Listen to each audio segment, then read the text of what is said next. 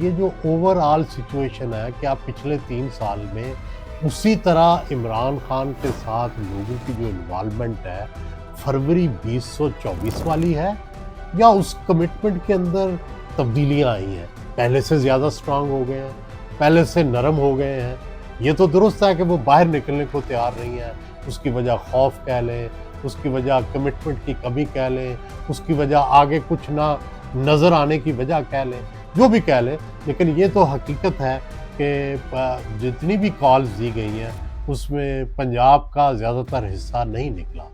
اور عام طور پر اگر آپ ماضی کی تاریخ میں جائیں تو یہ ہوتا ہے کہ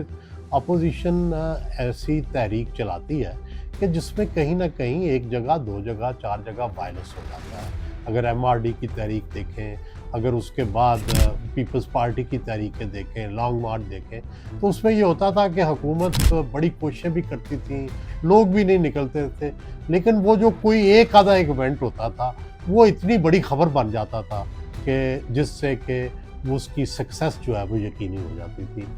یہ بھی کوششیں کی گئیں، پی ٹی آئی نے کوشش کی کہ جس طرح اسلام آباد میں لانگ مارچ ہوا کہ بھائی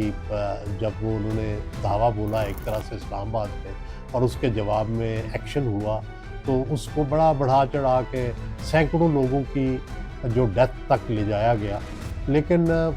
اس کا بھی کوئی بہت زیادہ نتیجہ نہیں نکلا۔ ٹھیک ہے، اس کا ایک امپیکٹ ضرور ہوا، لیکن اس کے بھی پی ٹی آئی کی جو تحریک تھی اس پہ مایوس کن نتائج نکلے، اور وہ زیادہ جوش سے نکلنے کی بجائے، انتقام سے نکلنے کی بجائے اس دن سے کے بعد سے کوئی بڑی ریلی نہیں کر سکے، اس کے دن کے بعد سے کوئی پنجاب میں اسلام آباد میں کوئی بڑا جلسہ ہی نہیں کر سکے۔ تو عام طور پر تو یہ ہوتا ہے کہ اس طرح کے واقعہ کے بعد،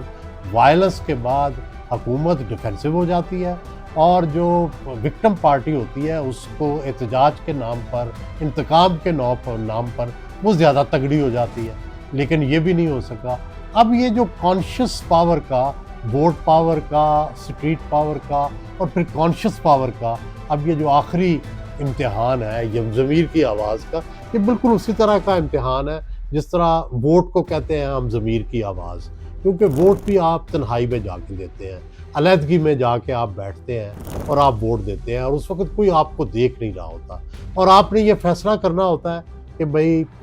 میں کس کو اپنی مرضی سے ووٹ دے رہا ہوں۔